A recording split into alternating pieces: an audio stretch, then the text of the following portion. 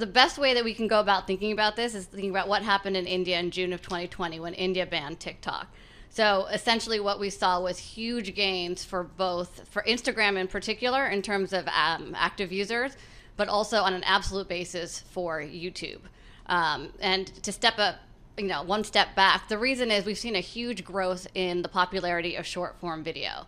Based on our data, users spend about 350 million hours per day on short form video versus 150 million for social media and less than 15 million for streaming. So it's the popularity of this short form video, and that's why you saw Instagram roll out Reels, right? So now about over 40% of people's time on Instagram is spent on the Reels portion. So when you're an advertiser, not only do you want to be on the app where people have the most engagement, but you also want to be on the right place on the app. So in Instagram's case, it would be in Reels. And so to think about, so that's how much time people spend on short form video. For TikTok in particular, globally, people spend 78 minutes per day on it compared to 48 for Instagram, and I think it's like 23, sub 30 for Snapchat.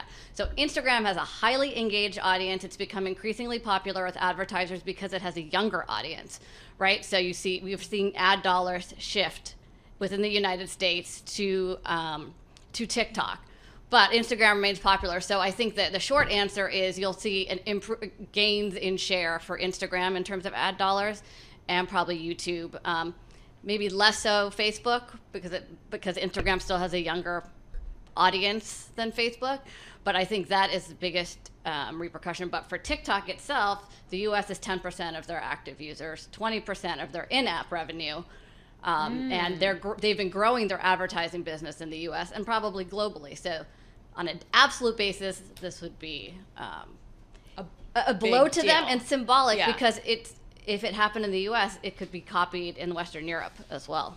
Yeah, I had absolutely no idea that the proportion of people watching short form video versus social media was so skewed that way. Yes. But let me ask you a question from the point of view of an advertiser. Yeah. So this is all about, well, where are advertisers going to put their money? Yeah. But can you take a step back for me and give me a picture of how popular is social media short form video spending versus other types of spending, billboards, whatever, magazine ads? So our data focuses on digital advertising. Just digital, But okay. digital is growing because that's where a greater portion of people's attention is. And particularly within apps, right? Because time on apps and you're kind of trapped. You're looking at the ad, right? So if they place it on your feed or in your Reels, you don't really have a choice but to see it.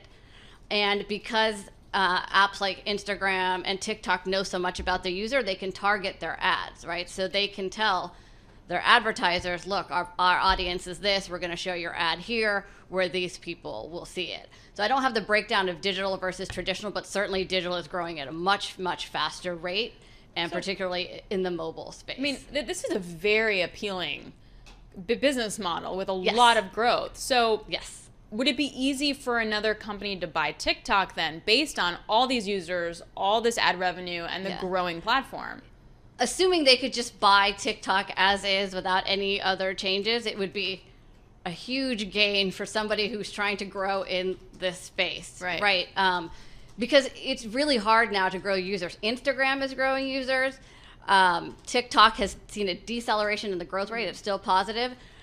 And then apps like Snapchat are seeing growth internationally, but that's because they haven't been there before. But for the most part, similar to streaming, it's the apps are very saturated, right, in terms of downloads. So you have to think of what can you do to drive that engagement, right? And so Reels and then obviously TikTok have been able to get that attention and drive that engagement. So if you're somebody who wants to be in this space and you're not owned by a Chinese company, this would be a great opportunity for you to get into this.